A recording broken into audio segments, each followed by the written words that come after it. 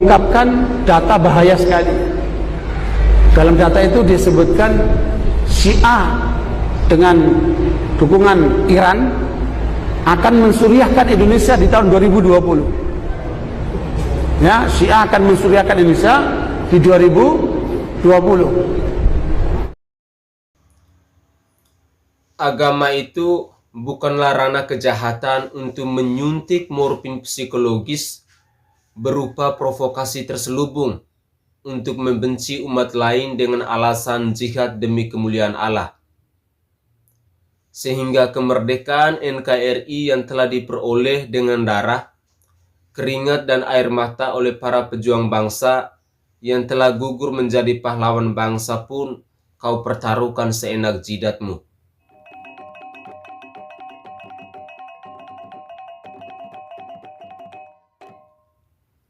Halo Indonesia, salam NKRI. Video ini saya buat untuk Ketua Umum Partai Dakwah Rakyat Indonesia, Ustadz Fari Okbah, yang ditangkap oleh Densus 88 Anti Teror. Pemirsa Sainai TV, Densus 88 Anti Teror Polri akhirnya menangkap Ketua Umum Partai Dakwah Rakyat Indonesia, Ustadz Fari Okbah, di rumahnya di Jati Asih, Bekasi, Jawa Barat. Ustadz Fari Okbah ini adalah salah satu tokoh intoleran yang lantang dalam menyuarakan sektarian. Perlu saya jelaskan bahwa sektarian adalah bigotry diskriminasi atau kebencian yang muncul akibat perbedaan di antara suatu kelompok, seperti perbedaan denominasi agama atau fraksi politik. Ustadz Fari Okbah ini selain menjabat sebagai Ketua Umum Partai Dakwah, dia juga adalah salah satu tokoh Islam pendiri organisasi Majelis Intelektual dan Ulama Muda Indonesia atau disingkat dengan MIUMI. Selain itu, dia juga menjabat sebagai Ketua Dewan Pengurus Yayasan Al-Islam. Manusia onta teroris ini ditangkap Densus 88 karena terlibat jaringan terorisme. Lihat saja jenggot panjangnya itu, merupakan ciri khas utama teroris bau kencing onta. Padahal Ziyad bin Abihi berkata, tidaklah panjang jenggot lelaki melebihi genggamannya, kecuali kelebihannya itu mengurangi akalnya. Begitu juga Imam Ghazali RA dalam Ihya Ulumuddin Juz 1 halaman 142 berkata, selama jenggot itu panjang, maka akal akan menjadi pendek. Ya begitulah, akibat pendek akalnya, maka kental sekali kebenciannya dengan doktrin yang salah kaprah, yang merusak pilar-pilar kebangsaan dengan menebar ujaran kebencian yang penuh dengan kemunafikan.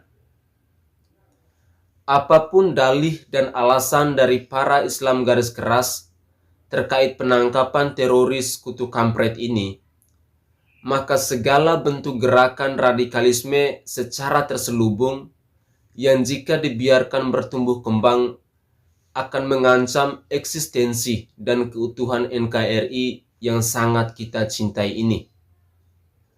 Oleh karena itu, wajib hukumnya agar para TNI dan Polri harus disikat tuntas sampai ke akar-akarnya. Menghasut dan memprovokasi orang lain melalui gerakan senyap radikalisasi untuk melakukan tindakan terorisme adalah tindak pidana terorisme.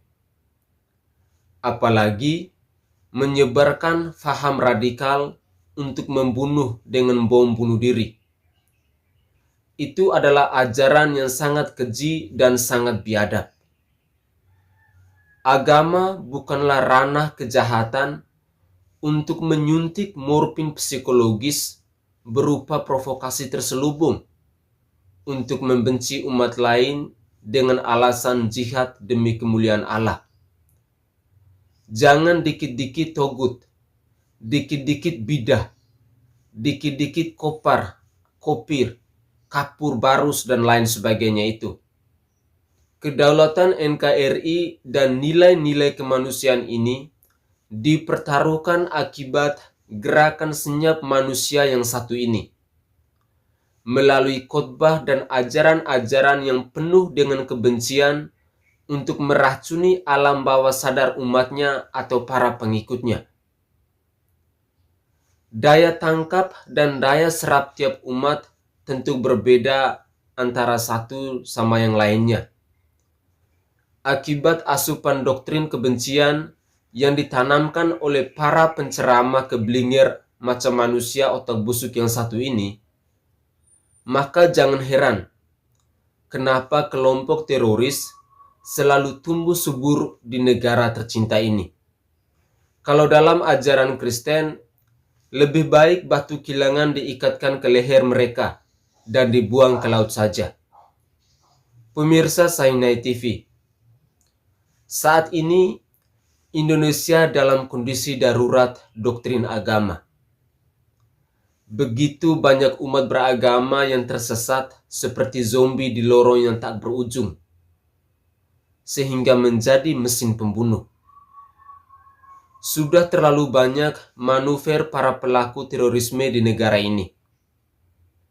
Mereka menyusup ke partai-partai politik serta ormas-ormas yang selalu nyinyir dengan pemerintah. Dengan ciri-ciri mereka adalah berjenggot, jidat hitam, memakai gamis atau celana cingkrang.